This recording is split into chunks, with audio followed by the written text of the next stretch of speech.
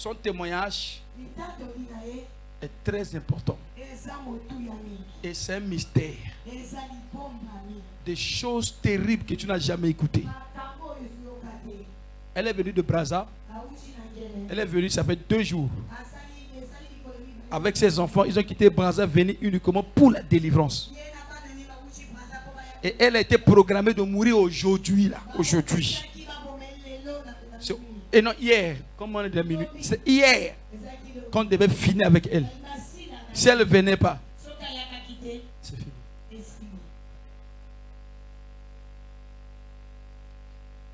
Un prophète a la capacité de déprogrammer la programmation de la sorcellerie et de la mort. Nous sommes là pour déprogrammer tout ce qu'ils ont déjà programmé contre toi. On va reprogrammer les choses à nouveau. Dis, c'est une nuit de reprogrammation. Une nuit de déprogrammation et de reprogrammation.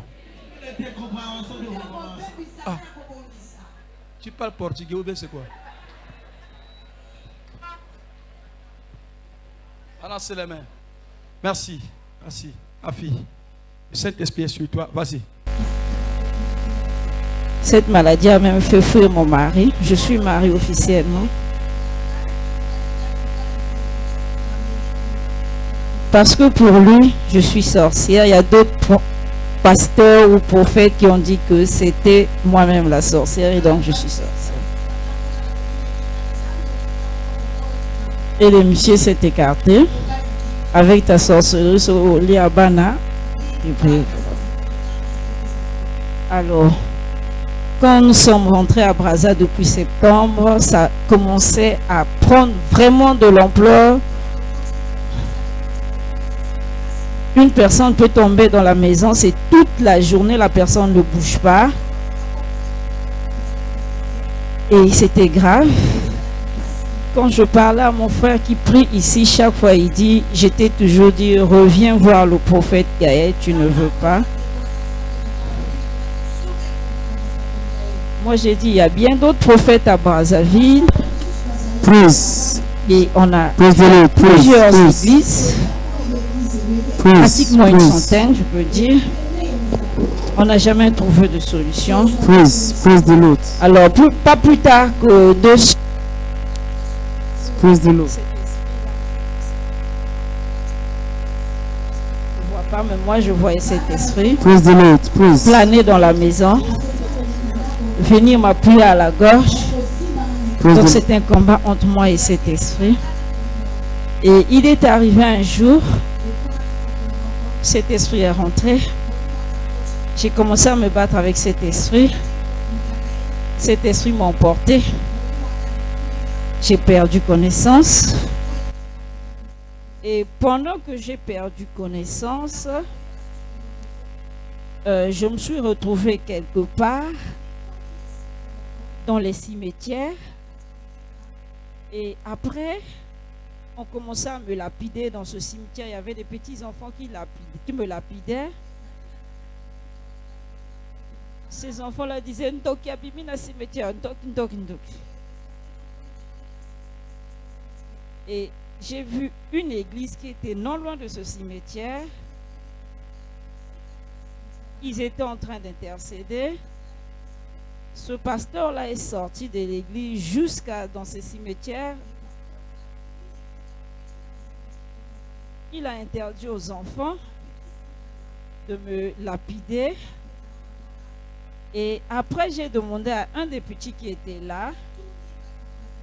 J'ai dit, mais je suis où, petit? Dis-moi un peu, je suis où? J'étais perdu, je suis où? Et ce petit-là m'a dit, tu es dans le cimetière de Mongonkamba à Pointe-Noire. J'ai dit, pas possible. Quand j'ai seulement dit, Jésus, je me suis réveillée. Et quand je me suis réveillée, j'étais dans une salle de refroidissement à l'hôpital avant qu'on ne t'emmène. Quand je me suis réveillée, alors les médecins ont dit ne revenez plus ici, madame, parce que vous avez le même problème avec vos enfants, vos dossiers sont vides. On a fait tous les examens possibles. Scanner, épilepsie, tout, je dis bien, que ce soit moi, que ce soit les enfants. Et donc, les centres médicaux à Brazza ne nous reçoivent plus. Quand on nous emmène, non, ramenez cette dame-là, allez avec elle, elle n'est pas malade, on va la déclarer morte pour rien. Ramenez-la, allez chercher d'autres solutions. Et moi, quand j'étais à la maison, j'étais en train d'intercéder, pendant que mon grand frère me dit, viens chez le prophète Gaël. Je ne venais pas. Le grand frère un jour m'appelle, me dit, je te trouve aussi un peu suspect. Je commence un peu à épouser l'idée de ton mari. Apparemment, c'est toi-même la sorcière. Et j'ai commencé à prier. J'ai dit, Seigneur, j'ai vu un homme de Dieu dans ces cimetières-là. Alors, j'aimerais voir son visage avant de m'engager parce que j'ai fait trop d'églises et je suis fatiguée. Et pendant que j'étais en train d'intercéder, alors le jour où j'ai appelé le prophète la veille, cet esprit est venu, a encore fait les mêmes choses, j'ai fait la crise. Cette fois-ci, j'étais seule dans la maison avec les petits-enfants, ça devait être 3 heures du matin. Et après, pendant que j'étais en état de crise, un monsieur est venu m'attraper, il m'a réveillée, mes enfants pleuraient, étaient dans tous leurs états, appelaient les gens et tout ça. Et ce monsieur m'a dit, je suis un prophète, je ne suis pas congolais, je suis un étranger, mais je vais t'orienter chez mon père spirituel. Mais je veux te le montrer dans le téléphone. Il a ouvert son téléphone. Il m'a montré. J'ai vu l'image de... Et après, je me suis réveillée. Le diable, comme il fait, j'ai tout oublié. J'ai tout oublié. C'est-à-dire, je perds connaissance de temps en temps. Je peux voir quelqu'un que je connais, je ne te connais plus. Certaines personnes pensent que c'est de l'orgueil, ce n'est pas de l'orgueil. Donc, je peux voir des amis qui me saluent, je peux rire, après je dis, mais c'est qui? Après, bon, je ne le connais plus. Et quand j'ai eu cette image, après, j'ai oublié. Quand je parlais maintenant avec mon grand frère, et à un moment donné, j'ai dit, tiens, ça m'est revenu. J'ai dit, oh, mais apparemment j'ai vu. Et puis, ce songe-là m'est revenu. J'ai appelé le prophète, il était à la montagne. Je lui ai dit, avant de l'appeler, j'ai prié, Seigneur, si c'est lui qui me reçoit. Parce qu'il y a beaucoup d'hommes de Dieu qui m'ont rejeté. Quand j'appelle, même au téléphone, ton cas là, non. J'ai appelé, il a dit, je veux te recevoir. Viens vendredi soir et samedi matin à la délivrance. Alors, je suis arrivée. Quand je suis arrivée, alors j'étais logée chez ma soeur. Et quand je suis arrivée, bon, bien aimé, la nuit là, c'était compliqué. J'ai vu ma grande soeur se battre. Donc, elle m'a massé, elle a tourné, elle a fait ceci, elle a prié, elle a tout fait. J'étais là. Elle me bouge là. Elle dit, mais qu'est-ce qui se passe? Tu viens à Pointe-Noire, tu arrives et tu veux mourir dans ma maison. Tu ne mourras pas. Si c'est le prophète Gabriel qui t'a fait venir, tu vas le voir et il va te délivrer. Et hier soir, quand je suis arrivée ici, c'est comme si on m'avait déplacée. Quand je marchais, je sentais que je ne suis plus là. C'est comme si on m'avait déplacée. Et j'ai commencé à donner des instructions aux enfants. Donc, je disais au grand frère, il faut prendre soin de ta cadette et machin et tout ça là. Et quand je suis arrivée ici, il y avait le prophète Lidovic, je pense, si j'ai bien retenu le nom. C'est lui qui prêchait hier. Il m'a demandé de le saluer et de lui donner 5 000 francs. Quand je l'ai salué, j'ai senti un petit changement. Et quand je suis rentrée à la maison, bien aimé, je ne pouvais même pas finir un morceau de foufou, ça fait des mois. Quand je suis arrivée à la maison, j'ai dit à ma soeur, j'ai très très faim, je dois manger. Ah, elle a dit, le prophète là, on dirait qu'il est fort. Hein? J'ai mangé hier. J'ai bien mangé hier. Et ma soeur me dit, mais on ne te masse pas parce que ça me fait quelquefois comme un AVC. Donc, je peux pas marcher, on doit me soulever. Ma soeur me dit, mais aujourd'hui, on ne te masse pas. J'ai dit, aujourd'hui, pas de massage. Et j'ai bien dormi. Nous sommes arrivés ce matin avec les enfants à la délivrance. Alors, pendant que le prophète recevait les gens, les enfants étaient déjà impatients. Ils m'ont dit, maman, on rentre, nous sommes fatigués. J'ai dit à mes enfants, même si c'est minuit là, on sera là, on va attendre. Moi, je dois recevoir ma délivrance avant de rentrer à Brazza. Et j'ai dit à mes enfants, le mardi 3, je dois reprendre le service. Parce qu'au service, là-bas, tout le monde sait. Quand je suis dans le bureau, les gens viennent ouvrir. Est-ce qu'elle n'est pas tombée? Non, elle n'est pas tombée. Donc, et quand je suis à la maison, les gens autour, chaque fois, doivent venir guetter. Si ce n'est pas moi, c'est les enfants. Donc, on vient, on guette. Est-ce qu'ils sont tombés? Non, ils sont là. Maman est tombée. C'est Grâce qui est tombée. C'est Manassé qui est tombé. Donc, on était sous surveillance. Et quand on m'a délivré ce matin, la délivrance a été très très forte. Ceux qui étaient là ont vu. Et moi-même, en fait, je suis un peu sous l'émotion parce que c'était fort. Je ne pouvais pas me mettre debout devant vous. Je ne peux pas rester longtemps debout. Je peux causer avec toi. 30 minutes après, je perds connaissance. Les gens vont dire, mais elle parlait là tout à l'heure, mais elle est passée où? Donc c'était très difficile. Et ce matin, quand on me délivrait, en fait, j'ai vu un mystère compliqué. Alors, l'homme est constitué de 3 entités, ce que je ne savais pas, hein, ça je le dis. Il y a l'esprit, le corps et l'âme.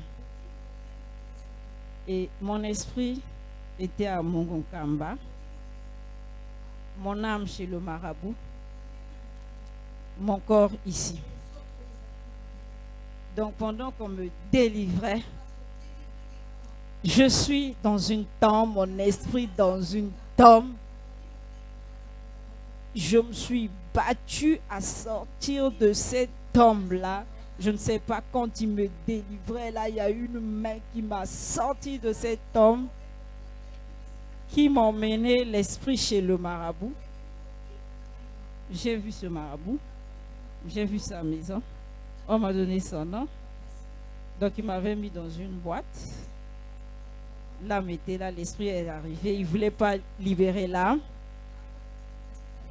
Il a dit, moi, c'est quoi mon bénéfice? J'ai reçu l'instruction. Il m'a donné les noms des gens qui lui ont donné l'instruction de retenir mon âme. Et moi, j'étais venu à Brazza. J'avais déjà pris l'âme.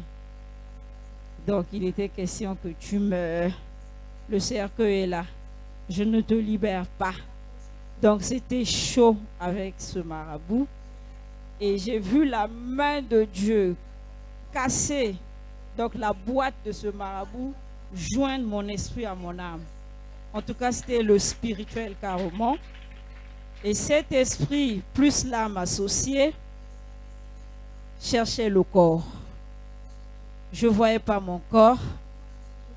J'ai plané, plané, plané. J'ai vu tout mon parcours. J'arrive à l'hôpital de Luandili. Je ne retrouvais plus le chemin. Je dis, je suis où? Mon corps est où? Mon corps est où? Et on m'a dit, ton corps est chez Gaël. Ton corps est chez Gaël.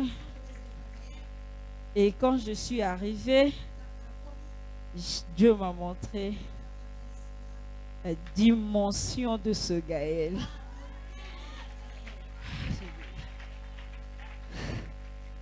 Et quand je venais, j'étais poursuivie. Poursuivie. Tu sentais les soldats spirituels, donc tu es en train de courir, tout ça là. Et quand je suis arrivée devant l'entrée de Gaël, je le voyais, un monsieur gigantesque et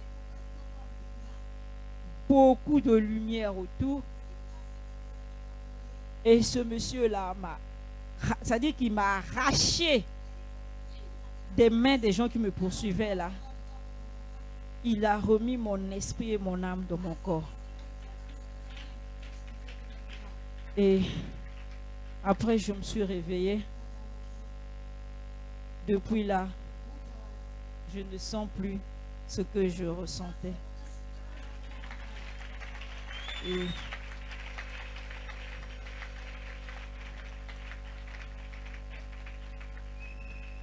je bénis Dieu parce que je suis parmi vous, vivante, et je déclare que j'ai reçu ma délivrance.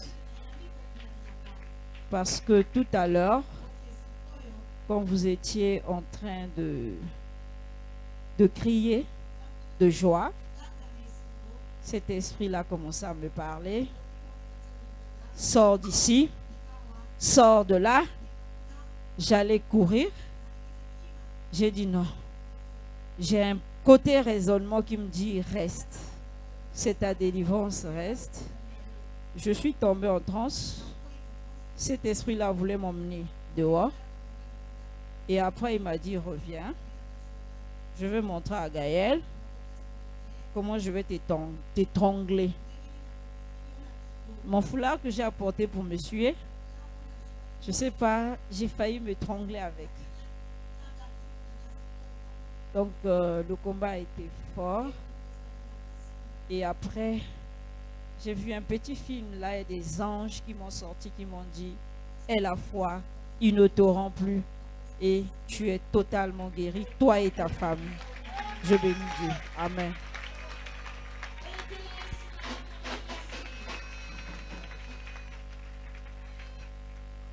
Acclamez très très très fort.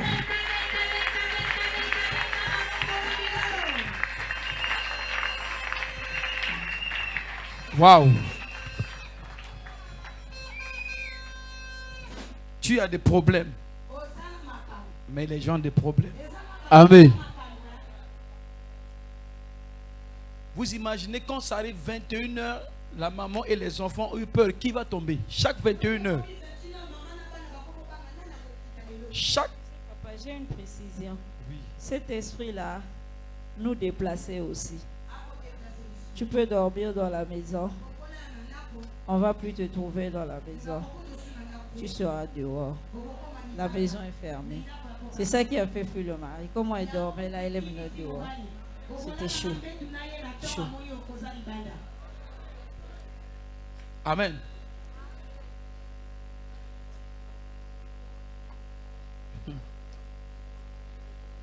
Alléluia. Amen. Il y a des dimensions de problèmes. Elle a visité plus de centaines des églises. À Brazza. Pas de suite. Jusqu'à ce que les prophètes ont dit c'est non. Pas ça. Amen.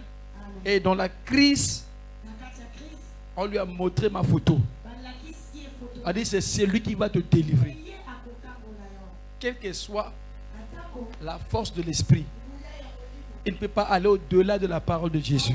Amen. Donne-moi l'huile. L'huile que je vais verser sur toi. Ceux qui ont envoyé l'esprit n'arrivera pas le 31 janvier. Amen. Mets-toi à genoux. Les enfants sont là? Les enfants sont là? Ok. En tant que le prophète des nations, je te oins aujourd'hui. Cette huile pour toi et les enfants est la délivrance. Mais pour tes ennemis, ça sera le jugement. Il n'arrivera pas le 31 janvier, a dit l'Éternel. Au nom de Jésus, la chaîne est brisée sur toi.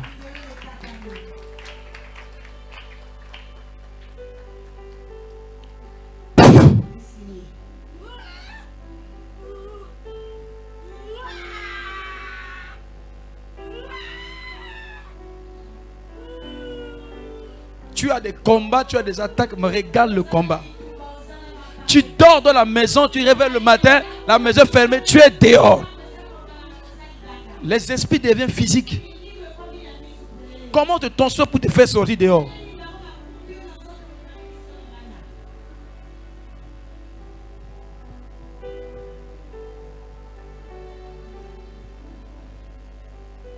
Ils l'ont programmé hier. On va finir avec elle. Elle a été vendue. Donc le marabout qui devait la prendre, dans sa part, c'est son âme. On envoie son esprit au cimetière. Et l'âme est pour le marabout pour que lui travaille avec. Son salaire, c'est son âme. Les gens qui vont souvent chez le féticheur pour tuer les gens. Donc on réserve au féticheur, on lui promet l'âme de la personne. Tu peux prendre l'âme de la personne, tu peux travailler avec. Mais son esprit a été déjà enterré. Donc c'est le corps qui est venu ici. Lorsqu'il a été délivré, elle a vu son esprit sortir de la tombe ici à Mokamba. Le marabout aussi est ici. Amen. Son esprit est sorti. Il a vu la main de Dieu, l'a fait sortir de la tombe. Son esprit est parti chercher son âme chez le marabout. Et le marabout a dit: tu ne peux pas te libérer. Où est ma part? Alléluia. Ma part, c'est ton âme. Et l'esprit est parti se réunir avec l'âme. Et maintenant, il quitte maintenant là-bas pour chercher le corps. Elle est venue, elle a plané, son esprit a plané. Elle a perdu le chemin devant l'hôpital loin d'ici. Elle dit: où est mon corps? Où est mon corps? Et cherché son corps. Elle a écouté la voix de Dieu, lui a dit: ton corps est chez Gaël. Alléluia. C'est là où elle est venue. Et Dieu l'a pris, l'a ramené dans son corps.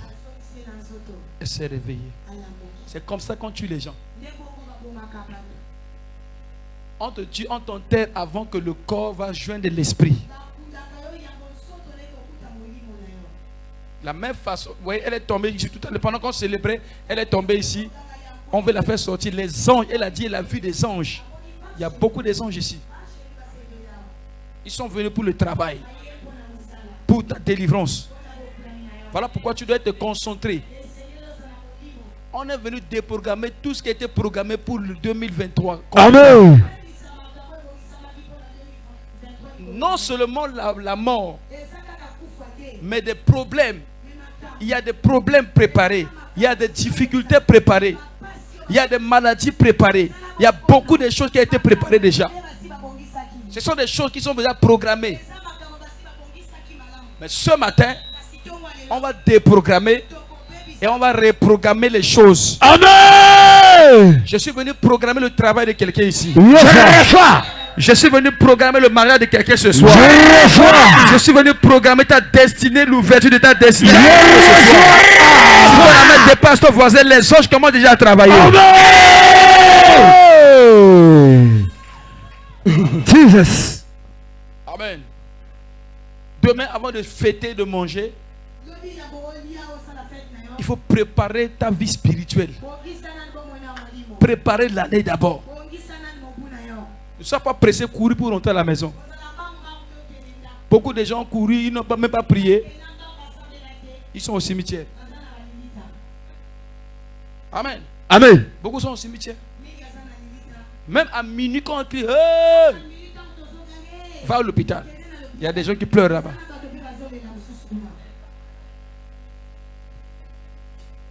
Amen. Merci Jésus. Tu as quitté Brazza, tu as payé le billet, tu es venu chercher Jésus.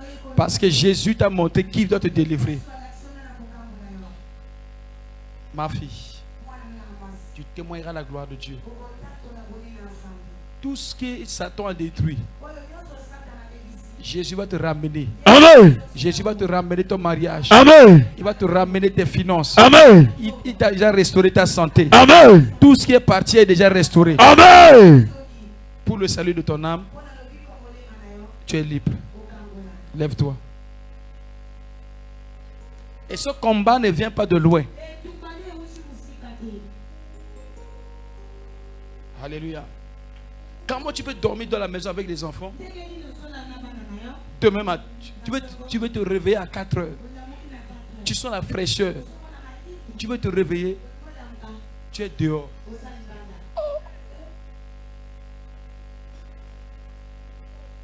Il y a certains esprits, comment on appelle, gentils. Peut-être on te prend sur le lit, on te met par terre. Mais ceux-là, on t'a sorti comment?